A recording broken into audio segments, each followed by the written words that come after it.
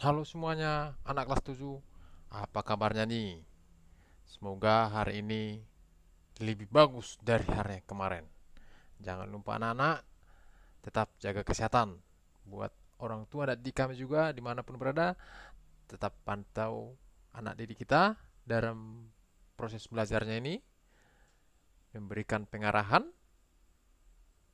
supaya tetap melakukan menjaga kesehatan. Karena di dalam tubuh yang sehat terdapat jiwa yang sehat. Ya, kita mulai saja pembelajaran kita hari ini. Kelas 7 SMP, pelajaran 3, aktivitas atletik. Aktivitas pembelajaran atletik, khususnya lompat jauh. Langsung aja anak kelas 7, perhatikan bagus-bagus. Lompat jauh. Lompat jauh adalah jenis olahraga atletik yang membutuhkan kecepatan, ketangkasan, dan kekuatan seorang atlet untuk melompat sejauh mungkin dari titik lepas landas atau garis lompat, kemudian melayang di udara dan mendarat sejauh-jauhnya dalam bak pasir. Ingat ya anak didik ya, dalam bak pasir. Jangan pula melompat di pinggir jalan, itu bahaya itu. Yang berikutnya, lompat jauh mempunyai teknik-teknik dasar. Teknik-teknik dasar yang harus dipelajari ketika akan melakukan olahraga lompat jauh diantaranya adalah sebagai berikut. Yang pertama itu teknik awalan. Yang kedua, teknik tumpuan. Yang ketiga, teknik melayang. Dan yang terakhir adalah teknik mendarat. Kali ini akan Bapak jelaskan satu persatu, mulai dari teknik awalan, teknik tumpuan, teknik melayang, dan teknik mendarat. Yang pertama itu adalah teknik awalan. Jumper melakukan ancang-ancang sekitar 20-30 meter dari garis garis lompat. Jumper itu anak didik khusus kelas 7, perhatikan bagus-bagus, atlet yang melakukan lompatan, itu dia. Kemudian mendekati garis tersebut sambil meningkatkan kecepatan lari. Namun, jumper harus bisa mengendalikan kecepatan lari, terutama di 3-5 akhir sebelum garis lompat dan mempersiapkan untuk melakukan pengalihan dari kecepatan lari awalan. Ini nih anak didik kami. Di sini sudah Bapak buat gambarnya. Ini dia teknik awalan maksudnya. Jangan lupa perhatikan bagus-bagus dari gambar ini. Yang kedua, teknik tolakan atau loncatan. Tolakan adalah tahap di mana kaki melakukan lompatan di garis lompat untuk mengangkat tubuh ke atas dan melayang di udara sebelum nanti mendarat. Ketika melakukan tolakan, kaki sedikit dibengkokkan, kaki ditapakkan, ditungkai, diluruskan. Gerakan tolakan ini memerlukan kekuatan, kecepatan, dan konsentrasi agar kaki tidak melewati batas garis horizontal. Nah, ini dia. Di sini sudah Bapak buat ada dua gambarnya ya. Perhatikan bagus-bagus. Jangan sampai lari sana lari sini, harus fokus. Kalau tidak fokus mungkin nanti batal pada saat melakukan lompatan jauh. Itu dia. Yang ketiga, teknik melayang. Gerakan kaki seperti berjalan ketika posisi tubuh melayang. Itu akan memudahkan dan memperluas jarak pendaratan si jumper, si atlet. Selain itu, ada beberapa hal yang harus diperhatikan ketika tubuh si atlet atau si jumper berada dalam posisi melayang.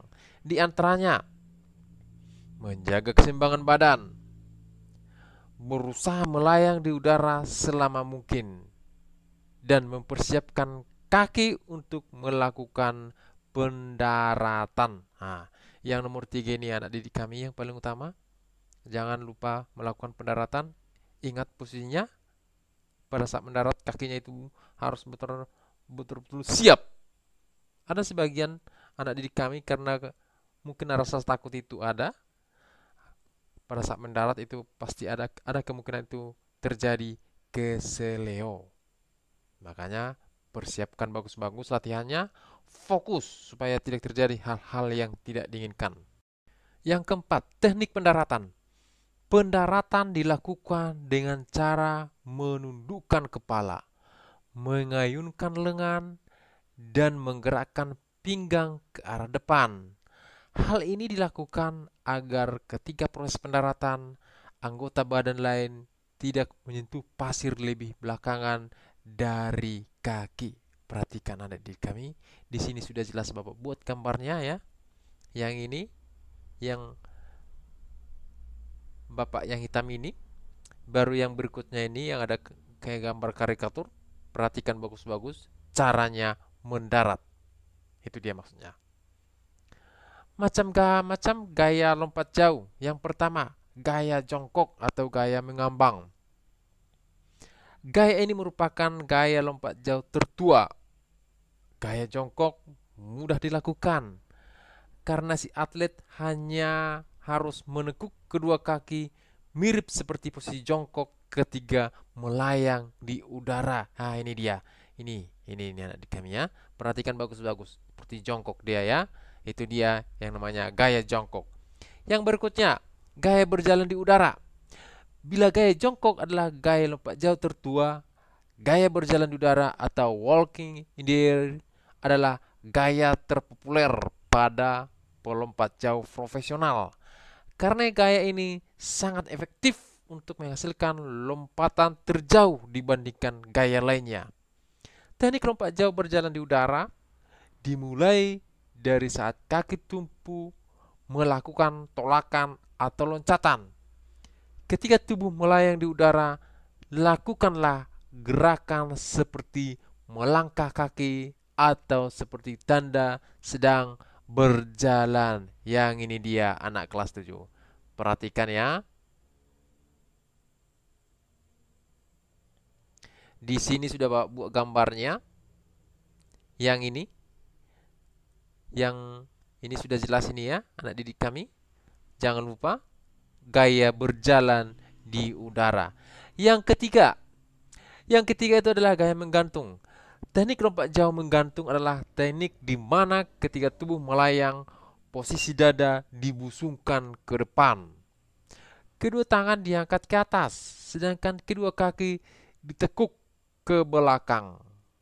Hal ini untuk membuat tubuh selama mungkin berada di udara. Nah, ini dia gambarnya. Sudah Bapak buat jelas-jelas di sini gambarnya. Perhatikan bagus-bagus ya. Yang berikutnya adalah sistem dan peraturan lompat jauh. Seorang jumper atau atlet atau pelompat dari olahraga lompat jauh, lompatannya dinyatakan tidak sah atau gagal apabila, nah ini dia para atlet, para anak didik kami kelas 7, jangan asal lompat. Kalau melakukan hal yang tiga ini, itu tidak sah. Ya. Yang pertama, menyentuh tanah di belakang garis loncatan dengan bagian tubuh manapun, baik itu ketika melakukan tolakan atau berlari tanpa membuat tolakan. Jadi, jumper atau si atlet harus melakukan tolakan tepat sebelum ujung garis loncatan atau sebelum garis tersebut. Nah, itu dia.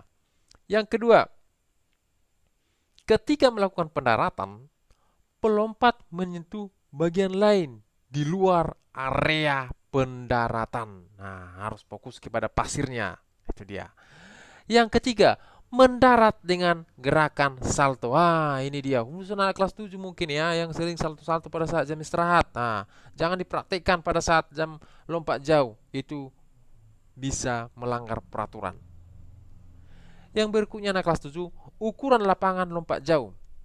Untuk membuat arena olahraga lompat jauh, ada ukuran dan standar sendiri dalam olahraga ini. Yang pertama, lintasan lari awalan.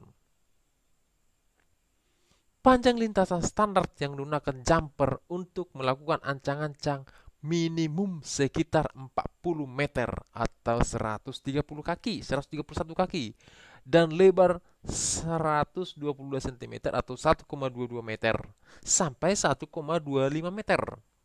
Di samping kanan dan kiri lintasan kemudian diberi garis putih selebar 5 cm. Yang kedua, papan tolak. Papan tolak berbentuk segi empat, terbuat dari kayu atau bahan lain yang sesuai dan dicat warna putih. Papan tolakan ditanam tak kurang dari 1 meter dari tepi dekat tempat pendaratan. Jarak papan tolak dengan sisi terjauh dari tempat pendaratan minimal 10 meter. Ukuran papan tolak, panjangnya 1,21 sampai 1,22 meter, lebarnya 1,98 sampai 2,2 meter desimeter, tebalnya 1 desimeter. Papan tolak ditanam di tanah dan bagian tanahnya rata dengan tanah lintasan. Di belakang garis tolakan atau loncatan tersebut kemudian dipasang papan plastisin atau bahan lainnya yang akan membuat tanda apabila jumper melompat melewati garis loncatan. Ini dia. Tempat pendaratan. Lebar dari tempat pendaratan lompat jauh minimal 2,175 meter. Bak pendaratan ini diisi dengan pasir yang lembut, halus, dan sedikit basah, dan juga permukaannya harus rata dengan permukaan garis loncat. Kenapa pasirnya harus lembut? Sedikit basah, karena pada saat kita melompat, tubuh kita akan jatuh di pasir supaya jangan terlalu sakit. Berikut inilah Bapak buat lapangannya. Perhatikan adik kami.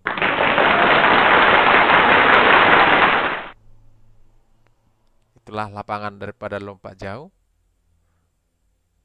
Perhatikan bagus-bagus. Harapan Bapak, semoga materi pembelajaran kali ini bermanfaat. Jangan lupa tetap jaga kesehatan. Demikian pembelajaran kita lompat jauh hari ini. Sekian dan terima kasih.